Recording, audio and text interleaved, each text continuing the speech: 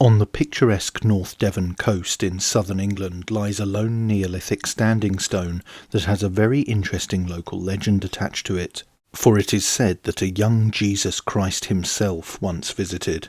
Now this is a bold and fairly fanciful claim, but before delving into the possibility of Christ's presence here, let's first look at the stone itself. The Menhir, or standing stone, is somewhat mysterious and is the lone megalithic monument within a field close to the seaside village of Coombe Martin, east of the larger settlement of Ilfracombe and just inland from the Hangman Cliffs, the largest coastal drops in England. This location gives the stone its local name, the Hangman Stone. The Hangman moniker owing to a local sheep-stealing legend, where the unlucky rustler was said to have met his end, dangling from the immense rock face 800 feet above the raging sea below. The singular stone stands at a modest 5 feet 5 inches tall, but the setting lends it a majesty that eludes far larger megaliths. There is some evidence of other prehistoric earthworks nearby, but to all intents and purposes it stands alone in this quiet pasture, with nothing but the distant sounds of waves, songbirds, and the occasional snorting of horses in the adjacent field. One of its distinguishing features is its unusual red coloration, comprised of local stone. It feels almost fabricated, smooth and soft to the touch, but is absolutely genuine. Local folklore and anecdotes add to the historical and cultural significance of the megalith. According to local accounts, dowsers consider the stone to be particularly powerful, an indication of its potency for those that adhere to such beliefs.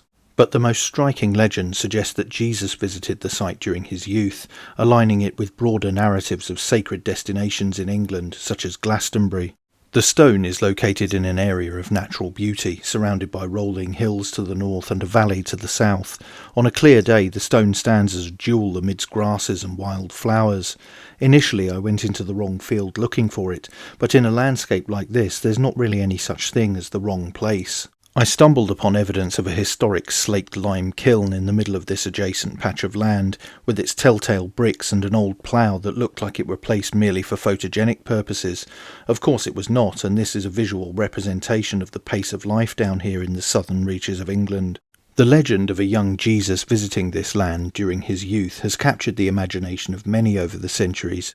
It is relayed in William Blake's Jerusalem in the lines, "And did those feet in ancient time walk upon England's mountains green, and was the Holy Lamb of God on England's pleasant pastures seen." The origin of the legend of the young Jesus in England primarily stems from medieval folklore and religious stories. One of the earliest accounts derives from claims about Glastonbury by William of Malmesbury in the 12th century that were added to form the legend. There is a later manuscript entitled The Life of Joseph of Arimathea, which suggests that Joseph, a tin trader, visited the south of England, which is rich in the metal that is an essential component in the manufacture of bronze. Medieval accounts also link Joseph with the Holy Grail and Arthurian romances.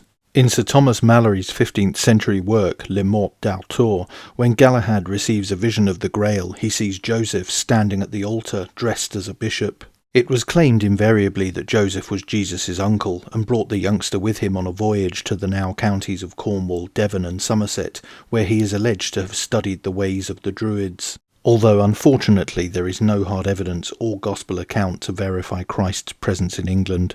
During the Middle Ages, England was a hub of religious activity and pilgrimage. The spread of Christianity was a central theme, and tales of significant biblical figures visiting the land held particular allure. For places such as Glastonbury, the legend of Jesus' visit could have been a means to bolster religious significance and attract pilgrims, contributing to its perpetuation. It's a tantalising idea, however, and one that has woven itself into the folklore of the West Country, a region that, way back in history, and in no small part due to its natural resources, was part of an interconnected world of trade and the exchange of ideas from far-flung locations. Into the modern era, perhaps inevitably, the site of the stone has taken on further paranormal significance. It has, like a number of other ancient sites across England, been associated with UFO activity, adding another layer of mystery. Whatever the truth of such tales, whether godly or extraterrestrial, it is a beautiful and tranquil location and is off the beaten track, making it one of the lesser-known prehistoric sites in Britain. If you're in the area, it is well worth visiting. But that's it for this video. Don't forget to like, share, and most importantly subscribe, and you can also support the channel on Subscribestar via the link in the description. Thanks for watching. Bye for now.